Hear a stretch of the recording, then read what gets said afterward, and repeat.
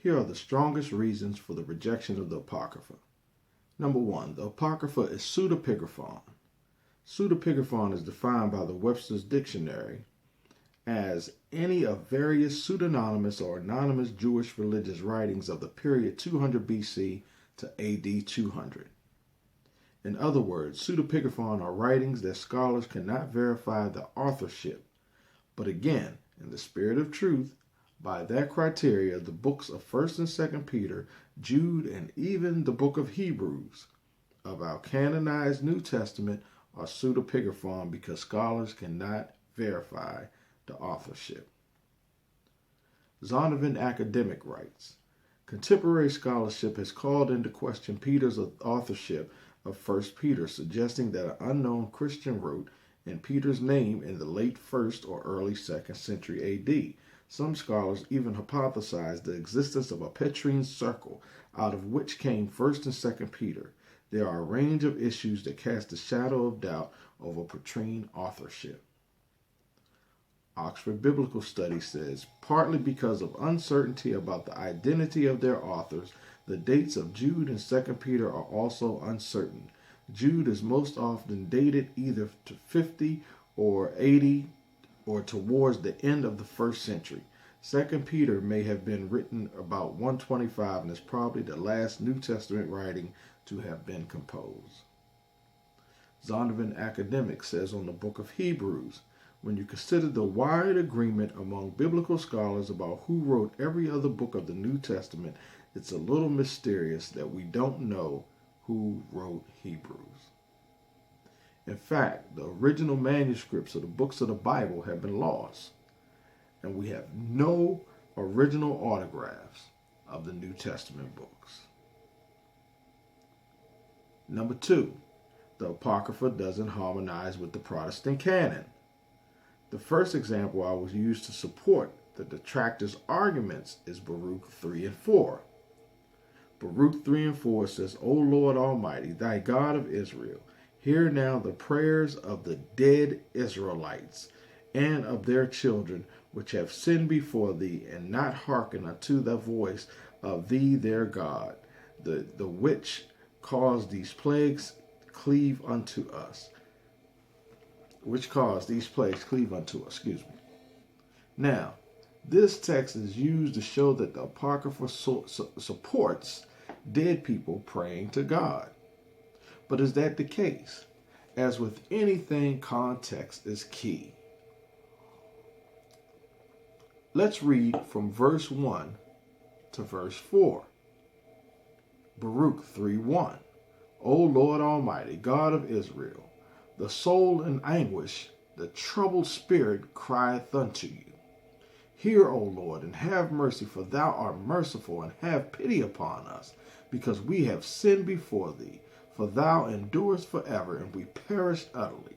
Lord Almighty, thy God of Israel, hear now the prayers of the dead Israelites and their children, which have sinned before thee, and not hearken unto the voice of thee, their God, for the which cause these plagues cleaved unto us. What dead Israelites is Baruch praying for here? Proverbs 21:16 says, the man that wandereth out of the way of understanding shall remain in the congregation of the dead. And what about the children? Deuteronomy 5:9 says, thou shalt not bow down thyself unto any of them, talking about other gods, nor serve them, for I, the Lord thy God, am a jealous God, visiting the iniquity of the fathers upon the children unto the 3rd and 4th generation of them that hate me. Now let's carry on. Let's go from verses 5 to 7. Baruch 3 and 5. Remember not the iniquities of our fathers, but think upon the power and the name now at this time, and thy name now at this time, for thou art the Lord our God, and thee, O Lord, will we praise. And for this cause thou hast put the fear in our hearts, to the intent that we should call upon thy name and praise thee in our captivity. For we have called to mind all the iniquity of our fathers that sinned before thee. Behold, we are yet this day in our captivity, where thou hast scattered us, for a reproach and a curse, and to be subject to payments, according to all the iniquities of our fathers, which departed from the Lord our God. What is he talking about? Leviticus 26 and 40 to 42 says, if they shall confess their iniquity and the iniquity of their fathers with their trespass, which they trespass against me, and that also they have walked contrary unto me, and that I also have walked contrary unto them, and brought them into the land of their enemies. If then their uncircumcised hearts be humbled, and they then accept the punishment of their iniquity, then will I remember my covenant with Jacob, and also my covenant with Isaac, and also my covenant with Abraham will I remember, and I will remember the land.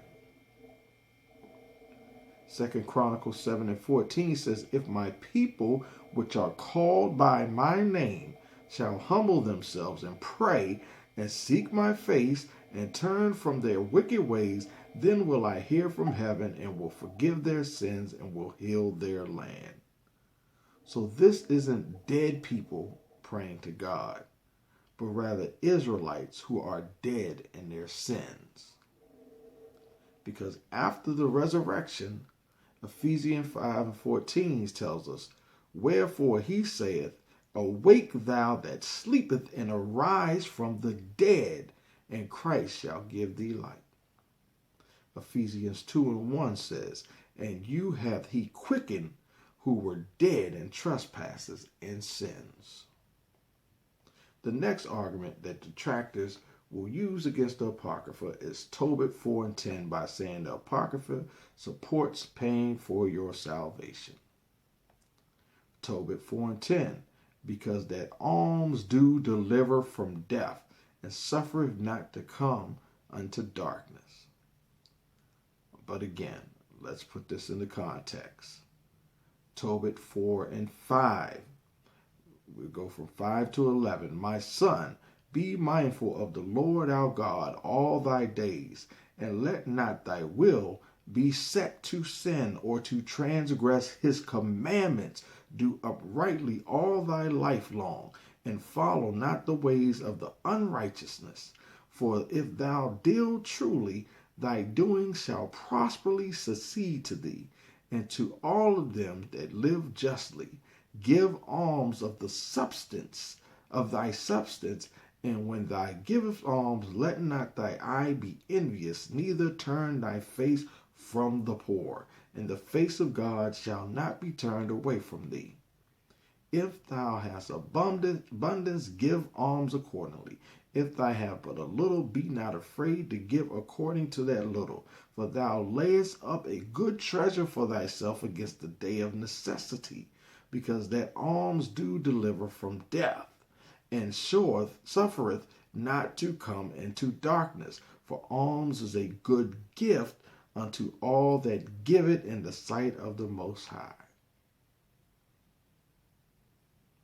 Matthew 6 and 3 says, but when thou doest alms, let not thy left hand know what thy right hand doeth, that thy alms may be in secret, and thy Father which seeth in secret himself shall reward thee open.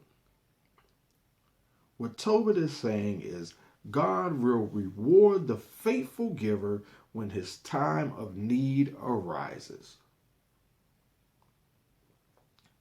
Next, detractors will say that 2 Maccabees 12 supports praying for the dead. 2 Maccabees 12, 39 to 42. And upon the day following, as the use has been, Judas and his company come to take up the bodies of them that were slain, and to bury them with their kinsmen in their fathers' graves. Now, under the coats of every one that was slain, they found things consecrated to idols, which was forbidden the Jews by the law. Then every man saw that this was the cause wherefore they were slain. All men therefore praising the Lord, the righteous judge who had opened the things that were hid, betook themselves unto prayer and besought him that the sin committed might wholly be put out of remembrance. Besides that, noble Judas exhorted the people to keep themselves from sin, for so much as they saw before their eyes the things that came to pass for the sins of those that were slain. Let's skip to verse 44. For if he had not hoped that they that were slain should have risen again, it had been superfluous and vain to pray for the dead. This is an instance when we must understand the difference between descriptive text and prescriptive text. Second Maccabees is describing what happened. It is not prescribing praying for the dead for us to do. Just as Genesis 38 tells us that Judah slept with his daughter-in-law, but no one thinks that Genesis is teaching us that that is okay to do. The life of Judas Maccabeus was from 190 BC to 160 BC. Judas died almost 100 years before Apostle Paul, but yet we still find Paul trying to provide clarity of the resurrection, especially when you had the Sadducees teaching against it. Matthew 22 and 23. The same day came to him the Sadducees, which say that there is no resurrection, and asked him. We find that the people at the church of Thessalonica were concerned about their deceased loved ones and what happens after they die. Paul was addressing these concerns and explaining the resurrection process. The dead in Christ shall rise first.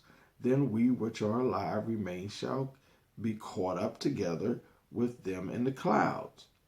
First Thessalonians chapter 4 is talking about being resurrected. Let's look at 1 Thessalonians 4, 13 and 14. But I would not have you to be ignorant, brethren, concerning them which are asleep, that ye sorrow not, even as others which have no hope. If we believe that Jesus died and rose again, even so them also which sleep in Jesus will God bring with him. 1 Corinthians 15 and 29.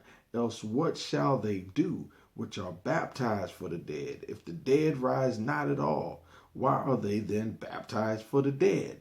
So Paul is addressing an issue that you had there in Thessalonica, and this you could see was going back that that Judas Maccabeus also was not sure of what happened to dead, so he was praying for them. But that's not prescribing for us to do it. And finally, 2 Maccabees 12, they're saying that 2 Maccabees 12 teaches that you can pay a fee for atonement. 2 Maccabees 12 and 43. And when he had made a gathering throughout the company to the sum of 2,000 drachms of silver, he sent it to Jerusalem to offer as a sin offering, doing therein very well and honestly, in that he is mindful of the resurrection. Now, Exodus 30, 11 through 16 says, And the Lord spake unto Moses, saying, When thou takest the sum of the children of Israel after the number, then shall they give every man a ransom for his soul unto the Lord, when thou numberest them, that there be no plague among them. When thou numberest them, this that they shall give every one that passes among them that are numbered a half a shekel after the shekel of the sanctuary. And shekel is 20 gerahs, and a half a shekel shall be the offering of the Lord. Every one that passes among them that are numbered from 20 years old and above shall give an offering unto the Lord. The rich shall not give more, and the poor shall not give less than a half a shekel. When they give an offering unto the Lord to make an atonement for your souls, and thou shalt take the atonement money of the children of Israel, and shalt appoint it for the service of the tabernacle of the congregation, that it may be a memorial unto the children of Israel before the Lord, to make an atonement for your souls. The atonement money is going to support the tabernacle the same way that your tithes support the church. The difference is Christ is our sacrifice. The tabernacle needed animals that they had to get that would be the sacrifice for atonements.